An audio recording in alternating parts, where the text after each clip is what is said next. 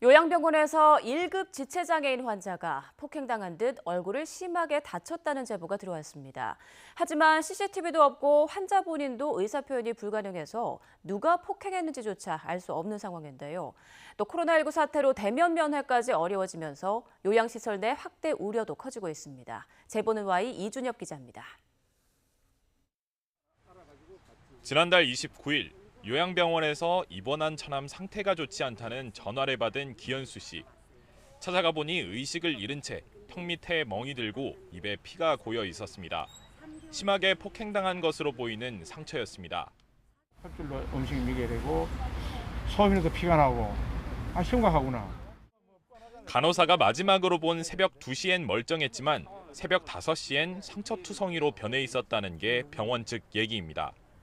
침대 사이드 레일을 가지고 계셨던 효자손으로 탁탁 내리쳤다고 이렇게 진술을 하셨고, CCTV나 이런 물적 증거가 될 만한 게 있으면 명확하게 이걸 누가 그랬는지를 찾아낼 텐데. 하지만 1급 지체장애인인 피해자는 전혀 말을 할 수 없는 데다 병실에 CCTV가 없어 누가 때렸는지 확인할 길이 없는 상태. 경찰도 조사에 난항을 겪긴 마찬가지입니다. 그걸 어떻게 말씀드린 거예요?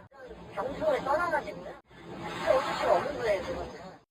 지난해 2월부터 코로나19 확산으로 요양병원 대면 면회가 어려워진 뒤 학대 신고와 폭행 시비가 꾸준히 늘고 있습니다.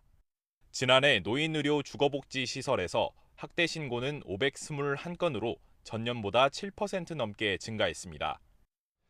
코로나로 인해서 면회가 제한되면서 보호자들은 요양병원에 있는 가족이 학대를 받지 않을지 걱정이 참 많습니다.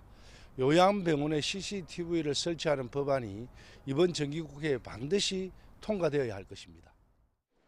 요양병원 CCTV 설치를 의무화하는 노인장기 요양보험법 개정안은 올해 정기국회에서 처리가 유력합니다. 하지만 노인 보호시설 내 학대 우려를 근본적으로 개선하기 위해선 격리나 강박 등에 대한 구체적인 지침 마련과 함께 전문 인력 확충과 인성교육이 선행돼야 한다는 지적입니다. YTN 이준엽입니다.